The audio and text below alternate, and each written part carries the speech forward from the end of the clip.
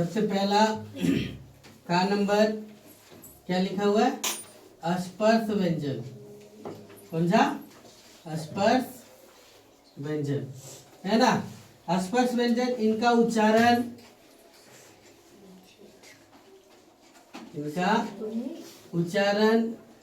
है ना, कंठ से, तालु से, मूर्धा से, दांत से, ओष्ठ से, है ना, ईटीसी स्थानों से होता है। ईटीसी स्थानों के स्पर्श से होता है ना। ध्यान से देखो क्या है। पहला हम लोग देखेंगे यहाँ पर वर्ग, यहाँ लिखा हुआ है वर्ण, और यहाँ उच्चारण स्थान, उच्चारण स्थान, और क्या? वर्ण नाम।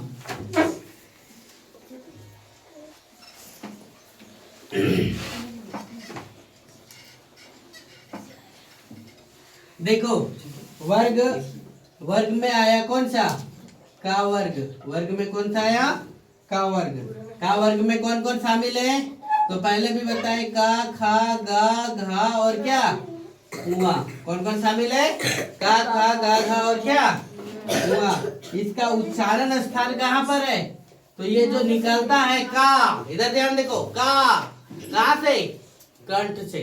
का कहाँ से निकल रहा है? कंठ से। कहाँ से? कंठ से। कंठ से। इसीलिए इसको वर्ण नाम में क्या बोलते हैं? कंठय। क्या बोलते हैं? है ना। चा वर्ग क्या बोल रहा है? चा। क्या बोले? चा। चा में कौन कौन आया? चा, छा, जा, झा और क्या? ई आया, है ना। ये कहाँ से निकलता है? तो ये निकलता है तालु से। तालु से। कहाँ से? तालु से। तालु का जो ऊपर वाला जो जबड़ा है ना, उसके ऊपरी भाग को वो स्पर्श करेगा, तभी ये बन पाएगा। समझ गए? इसीलिए इसको हम लोग क्या बोले? तालव्य। इसका वर्ण नाम क्या है?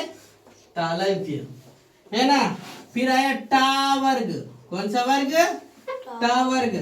टा, ठा, टाडा, टा, ठा, डा, ढा, मूर्धन्य, है ना, इस प्रकार का बिंदु वाला, और ढा। ये कहाँ से? मूर्धा से। कहाँ से निकलता है? मूर्धा से। ये भी वहीं से निकलता है ना, लेकिन ये थोड़ा सा नीचे से। फिर देखो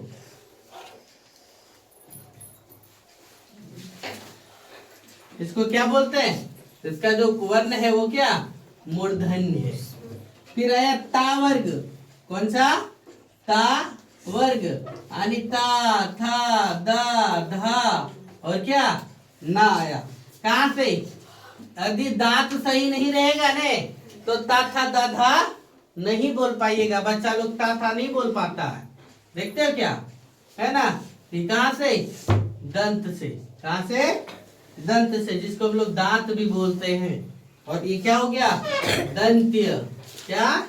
दंत्य। पा वर्ग। पा वर्ग में पा, फा, बा, भा और क्या? मा। पा। देखो बिना ओठ सटाए हुए पा नहीं बोल पाइएगा, फा नहीं बोल पाइएगा, मा, है ना, इस प्रकार के वर्ड नहीं बोल पाइएगा। बिना ओठ सटाए हुए सब नहीं बोल पाइएगा। तो ये क्या हो गया? ओष्ठ हो गया। कहाँ से हो गया? ओष्ठ, है ना। इसको हम लोग इसका क्या बोलते हैं? ओष्ठ्य बोलते हैं। क्या बोलते हैं? ओष्ठ्य। इधर हो गया आप लोग का? सर नहीं सर, इधर नहीं हुआ, लास्ट वाला में। यहाँ तक हो गया? कहाँ तक हुआ? ये सब हुआ?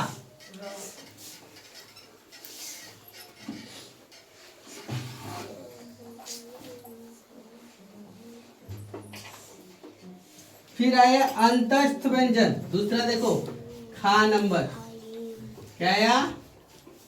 अंतस्थ व्यंजन, है ना। अंतस्थ व्यंजन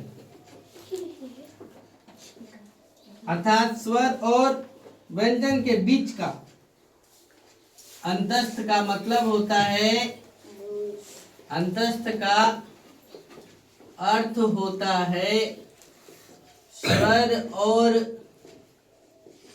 व्यंजन के बीच, स्वर और व्यंजन के क्या बीच, है ना।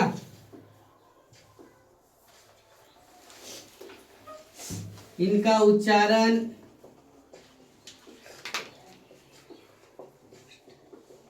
जीभ, तालु, दांत और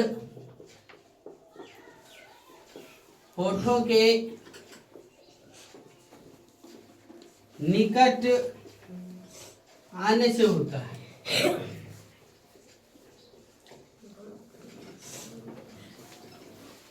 है ना। किंतु श्वास में रुकावट कम होती है, किंतु श्वास में क्या होता है, रुकावट कम होती है। श्वास में रुकावट क्या होती है, कम होती है। जैसे अंतोष्या, रा, ला, वा, है ना, ये सब वर्ड है। इसी से समझ गए। चलिए नोट करिए, है ना। आज का क्लास यहीं तक रहेगा। आगे हम लोग गा नंबर पढ़ेंगे अगला सैटरडे को।